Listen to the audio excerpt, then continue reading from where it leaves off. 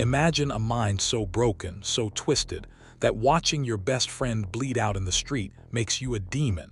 Not in a metaphor, but in your own words. That's King Von. We're not just talking about another rapper from Chicago's notorious OBlock. We're diving deep into the dark, raw psychology of Davon Bennett, King Von, a man whose life and alleged crimes blur the line between survival and something far more sinister. This isn't a list of his bodies, it's a journey into why he became the way he was. See, Von was born into a war zone, South Side Chicago. His dad, Silk, was a street legend in and out of jail until he got sniped when Von was just 11. Imagine that. No stable father figure, just a legacy of the streets. His stepfather, a drug dealer.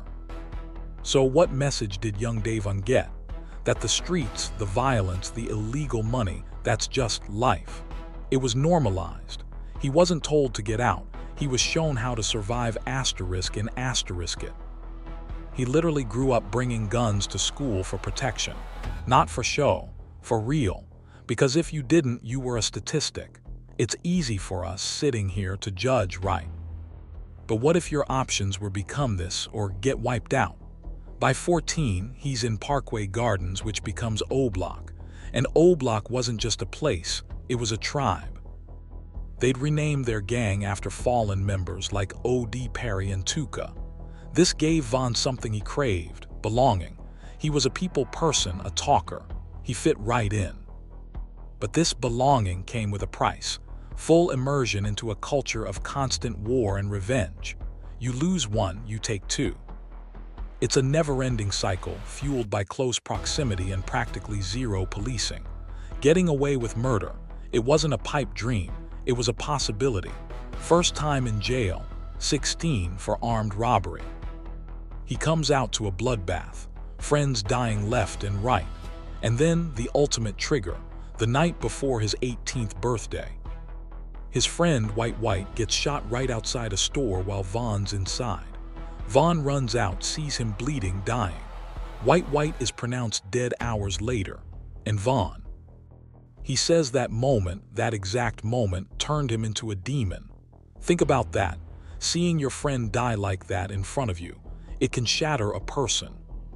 For Von, it didn't just shatter him, it hardened him. It flipped a switch, emotional numbness. The barrier to taking a life just evaporated. It became an action, a retaliation. Something that asterisk had asterisk to be done. Within 3 months, he's allegedly involved in 2 murders. Model, a 17-year-old. Then Derek Crack Johnson, shot 16 times including his face after dropping his cousin at school. And here's where it gets really chilling. Von didn't just kill, he bragged, on Twitter. After Crack's murder, he tweeted, "Acting tough, 6 shots up in your face." And later, bang 6 times all face. The crime report mentions 16 shots including the face. He relished it. But it gets worse. He tweeted, "Damn, Model and Crack got killed in October, who's going to get killed in November? Stay tuned." This wasn't survival. This was a game, a sport. This is where the desensitization to violence, mixed with revenge, created something truly terrifying. It was clear. King Von wasn't just a product of his environment. He became its most brutal ambassador. His self-identification as a demon wasn't just talk. It was an acceptance of a destiny shaped by pure, unadulterated street code. But what if Von didn't always want to get his hands dirty directly? What if his evolution meant finding new, even more insidious ways to wreak havoc? Years later, after becoming a successful rapper, a rival artist named FBG Duck gets gunned down. Von wasn't there. But it's alleged he put a $100,000 bounty on Duck's head. Think about that. He went from allegedly pulling the trigger himself to outsourcing death, using his newfound wealth to perpetuate the cycle. It proved his satisfaction wasn't just in the act of killing, but in seeing his rivals lose everything. He felt untouchable, like a god playing chess with people's lives.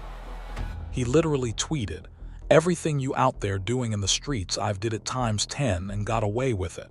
And he truly believed it.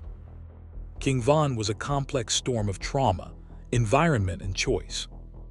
His life paints a disturbing picture of antisocial personality disorder, a disregard for others' rights, and a chilling lack of remorse. The constant reinforcement of violence, the absence of positive role models, the repeated evasion of legal consequences, it all forged a criminal identity so robust, it seemed unbreakable. There was only one crack, one tiny flicker of true human vulnerability, when he learned his best friend and right-hand man, Troy, had been killed while Von was in jail. He admitted he cried, saying, "I broke down, I cried so long." It shows he could feel deeply, but only for a select few. And even that grief, like his earlier pain, he channeled back into the very cycle that defined him, not away from it. His music became the megaphone for his brutal legacy, influencing countless others and solidifying his place as a figure of raw, uncompromising street violence. In the end, King Von's story is a stark, brutal reminder that the streets always collect their dues. He lived by the gun, he died by the gun. His psychological journey, from a vulnerable child to a self-proclaimed demon, is a tragic loop that continues to claim lives in communities scarred by violence. He was a force, a product, and ultimately a victim of the very darkness he embraced. What do you think truly drove King Von? Was he a monster, a victim, or both? Let me know in the comments below. If you found this deep dive into dark psychology compelling, hit that like button and subscribe for more stories that explore the grayer parts of the human mind.